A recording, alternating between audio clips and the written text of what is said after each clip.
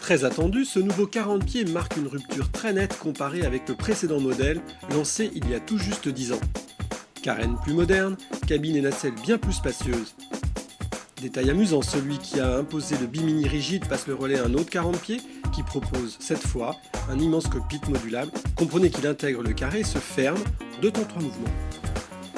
À la Grande Motte, à l'occasion du salon des multicoques, nous avons pu tirer quelques bords et valider tant la cohérence de ce concept d'aménagement très novateur que les performances de ce plan Marc Lombard. Premier constat, vu du ponton, le très haut franc-bord est habilement réduit sur le plan visuel par les 2 redans et les traves pour partie inversée. Et le roof compact est plutôt réussi. Le gréement est lancé, le tirant d'air dépasse les 20 mètres, sans donner dans l'ambiance du pur coursier malgré sa quête arrière importante, promet des bonnes performances.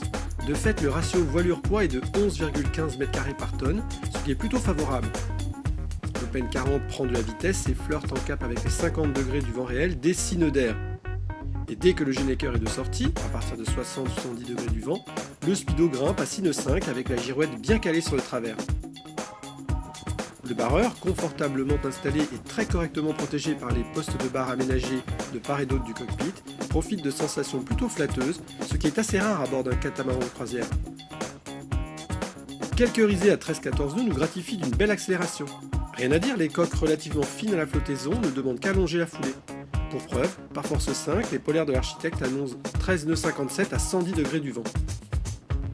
Le fond de houle qui nous berce montre l'intérêt d'un centrage des poids soigné et d'une nacelle compacte. Les coques passent dans la mer sans buter ni ralentir, le tout avec un tangage très modéré.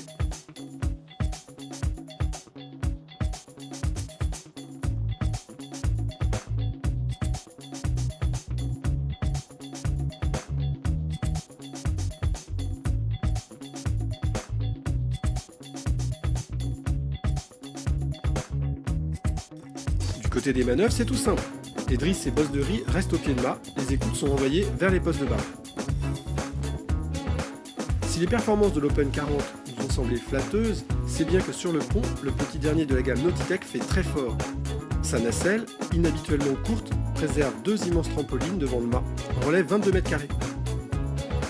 C'est donc dans le cockpit, qui fait office de carré avec sa table immense, qu'on peut manger à 8 sur une table de 1,73 m par 79.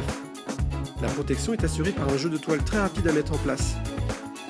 Le chantier a prévu différents stades, Méditerranée, Bretagne, Caraïbes, afin de répondre à toutes les conditions météo. Du coup, la nacelle est de surface beaucoup plus modeste, ce qui ne gêne pas du tout la vie à bord. On peut compter sur une cuisine très complète et une petite table à tout faire.